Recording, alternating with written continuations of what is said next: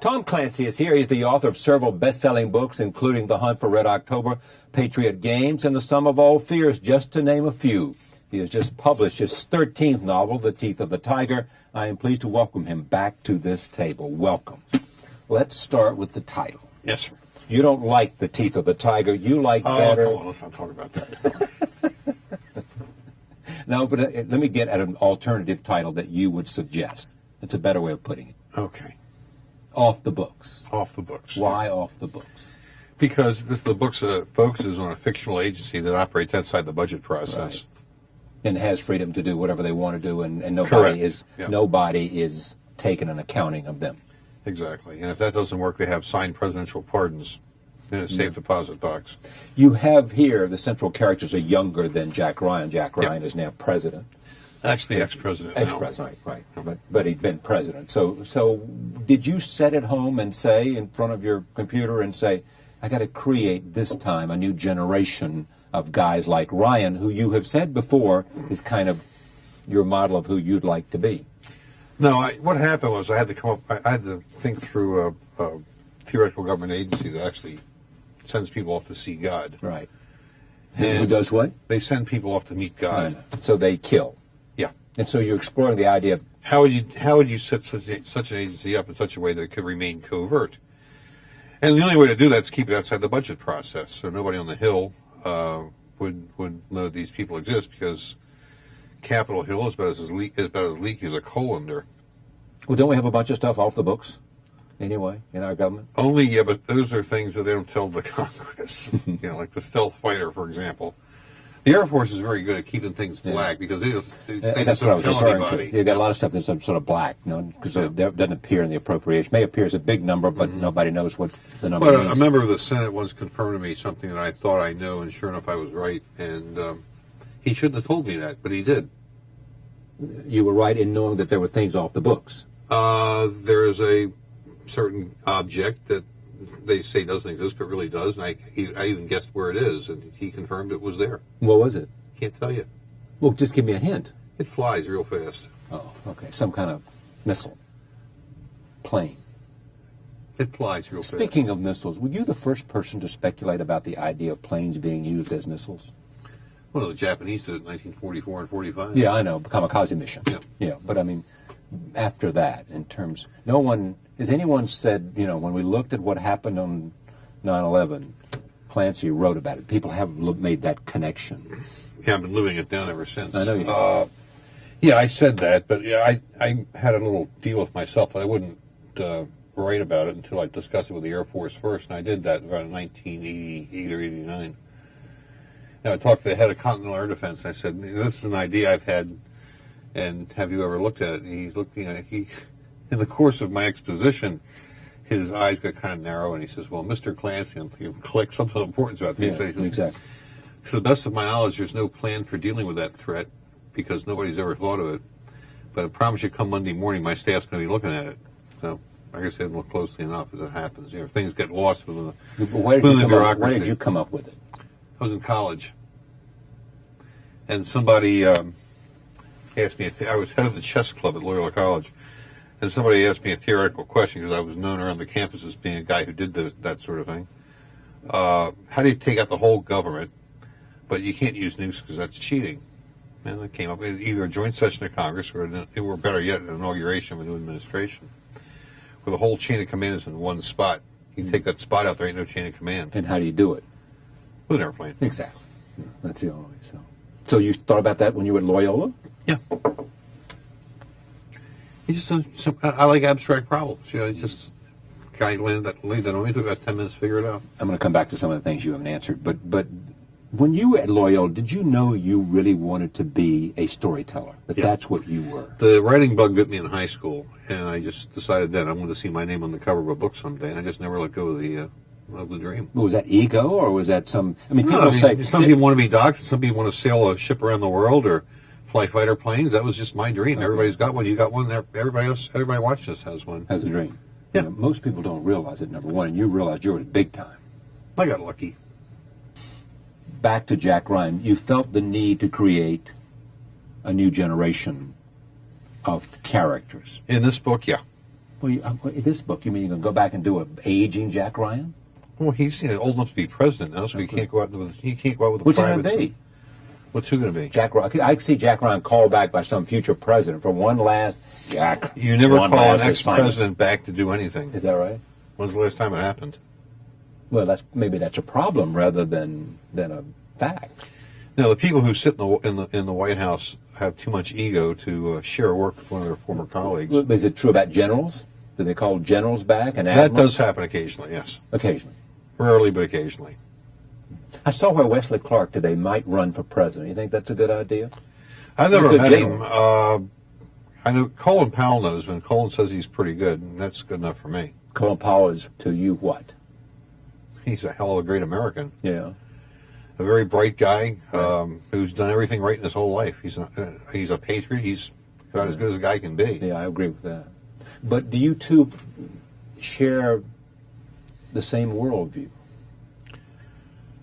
Well, Mr. Secretary and I have not sat down for a large rehash of the way the globe is, but generally, yeah, I think so. Our outlooks are pretty much the same. Yeah. What do you think of the war in Iraq? I think we won. And what do you think of the way the peace is being? Look, the real world is. See, I knew we were going to. Once you said, "Look," I was waiting for the time Clancy would say, "Listen" or "Look." The real world is not digital; it's analog. It means it's fundamentally untidy. Yeah. And so the Iraq situation is going to remain untidy for quite some time to come. But at the end of it, Iraq's going to be a free democratic society, and that's a win for us. And for the region. Yeah, for the whole world. I mean, democracy works. America's proven that to the world. Now, some parts of the world are still a little bit retarded on that, like China, North Korea, and a few others. But democracy on the American model works better than any political system in the world. Now, here's what's interesting, Tom, because you know, everybody gives you great credit for your sense of the technology. I mean, here, this book is in part a description of how you kill people. Yeah. That's part of what's in this book. Mm-hmm. And how can you go about it in a way that's undetectable so everybody looks like they died of natural causes. Yeah. Right? That's the clever part. Yeah. That's the clever part, exactly. But when you have a great interest in all things technology, and especially as it concerns warfare. Mm-hmm. Fair, right? Fair enough? Yep. If you accept that, are we just way light years ahead of everybody else? It depends on how you mean it. In terms of technology, yeah. Coming out of Kosovo, everybody said, gee, the NATO countries were, and that's part of the reason they have problems with us, some of them, because we didn't need them. And that was at the heart of the... In physical terms, we didn't. In political terms, of course, we did. We did. It's their backyard. And that was a mistake we made, some are saying. We didn't use enough of them. Well, the Clinton administration wasn't real big on foreign policy. All right, we're not talking about Clinton administration. We're now moving to the Bush administration and the Iraqi war and the idea of those nations that might have felt irrelevant. And, as Wesley Clark said, that going to war without international support, he said, today's paper. Probably a mistake. Yeah, mistake. And most of the guys in the Pentagon that would agree with that, or not. I've never talked to him on that issue. I was, when all that stuff was happening, I was working on this book. I didn't have much time for philosophical discussions. When you talk to them, is it mainly about sort of guns and not about big ideas? Or do you talk to them about big ideas? When you talk to generals, you talk about big ideas, not little ones. You talk to the sergeants about little ideas. Yeah. So what big ideas do you talk about? Oh, it depends on the situation. How what's the next 10 years going to look like? And tell me what the next 10 years are going to look like. Well, we don't know yet. Well, but you got to have an idea, otherwise you can't plan. Fundamentally, I think America is going to win. America is going to help transform the world into a democratic world, which I think is a worthy mission for our country. We're going to help the world put an end to war as an instrument of international policy. That's also an effort worthy of our country and our history. Do you think the world understands that, or does it resonate with the world? Well, look at the French. The French are not the world, but go ahead. The French, they're kind of like a big sister. They think they know better than us, but we're the one who went out and made the money. and they're offended that we still don't take their advice. Well, tough world, but we've grown beyond that. Or don't think we need them. I don't know if I go quite that far. Well, I'm talking about how their perception, not the reality. The French have this amazing love-hate relationship with the United States. They eat McDonald's, but they burn the places down. Yes, exactly. They asked Disney World to invest in their country. Yeah. They didn't burn it down. They just simply, they actually painted around it. But they asked Walt Disney to invest money in their country, and then when it's done, they call it a cultural Chernobyl, which I thought was very bad manners. And now it's one of the great tour sites in Europe. It was probably built in the right. It probably should have been built in Spain, but I'm not on the board of Walt Disney. It's a love-hate relationship we have with them, and when the Germans are making noise, they love us. Here's what interests me about this, because you talk about the next 10 years. Mm-hmm. Terrorism is the battle of this century. Yeah. So far. This book postulates terrorism and drug dealers coming together. There's and an old they come together because one has money and one has... Yeah. There's an old Arab adage, the enemy of your enemy is your friend. Okay, well, we don't like the cartel, we don't like the terrorists, and so they share enemies, and I think it's entirely plausible that they strike some kind of alliance. And the question is, what would result from that? Well, the drug cartels they bring money, and what else? Oh, money, some tactical assistance, weapons, transport, documents and things. Well, money will buy you weapons, we think. Well, it helps if the guy has weapons to sell. How should we fight the war against terrorism? With intelligence. I mean, no. With means to kill people, make it look like it's a natural cause. No. With intelligence, meaning gathering intelligence, espionage, in such a way that you know what the bad guys are thinking. The first line of defense against any foe, particularly terrorists, is intelligence information, which means human intelligence, which means the operations director of the CIA, which was hammered by Frank Church in the early 70s and by the Carter administration in the late 70s. I mean, our ability to do that was gutted almost 30 years ago. By the way, it was also gutted by some moles within, too, both the FBI and CIA, who turned in a lot of our operatives in good places. That was a problem, but the problem's been fixed. We hope. You can never really be sure. And that's the crazy part about the intelligence business. You never know what the score is. Yeah. However, CIA is an agency of about 17,000 people, of whom maybe 500 are field spooks. Right. And that's a big tail and not a very big dog. We threw away a lot of our human intelligence capabilities over 20 years ago. And although we're not just now starting to hire people and train them to bring that capability back, it takes upwards of 5 years for these guys to be effective officers.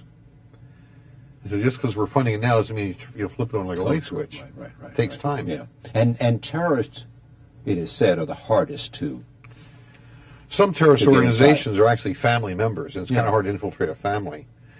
And the other thing that the members of Congress have trouble with is that, quite simply, if you want to go down a rat hole, you better have some whiskers. And they don't want any good, upstanding Americans to have whiskers. I'm sorry they can't all be, But does having whiskers, you got to use the same tactics they do? Is that what whiskers means? Short of things like cold-blooded murder, yeah. But to look and act like them. The FBI had an agent named Joe Pistone who infiltrated the mafia. Right. And he wrote a book about it called Donnie Brasco, My Life in the Mafia. And then they made a movie about it. And he got in so far that he almost became a made man, at which point there was a collective panic in the FBI when the director looked up and said, how do we tell a federal district court judge that a sworn special agent in the FBI is now a made member of the mafia? And that's when they had to cut the operation off. And we found that it got a lot of useful information, but that's what the CIA does, except on the international basis, not just the domestic basis. And it's vital to get that kind of information. Now, the way you get that information may not be very aesthetically pleasing, but the real world, contrary to what a lot of people in the political left think, is not the Olympic skating championship. Okay, how is that reflected in this book? Well, they don't do style points. What do they do? They send people off to see God.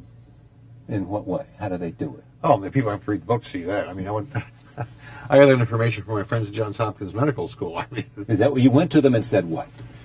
I said I need a way to kill people that works relatively fast and in a way that can't be detected afterwards. And they said, "Oh, you use this." This was what? It's a chemical. Chemical. Yep. And it kills. It makes them. you look like you had a heart attack? Correct. What else did they tell you at Hopkins? Oh, so that's kind of sensitive information. Yeah, I can't talk openly about that. Yeah, because... Oh, you're teasing me now. No, I got it from one of the docs who's treated me down there, an Really? ophthalmologist. Yeah. An ophthalmologist? Yeah. This is See, when they're you had all your- docs, and they also You had your eyes fixed. Yeah. Yeah, I mean, well, actually not that one, but Yeah. I mean, they're all physicians, and they also know what to do about high blood pressure, even though they treat eyeballs. I know. They do.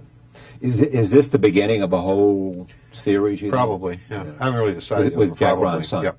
Now, why doesn't he go to the CIA? Because he remembers his father griping about CIA when he was in the White House.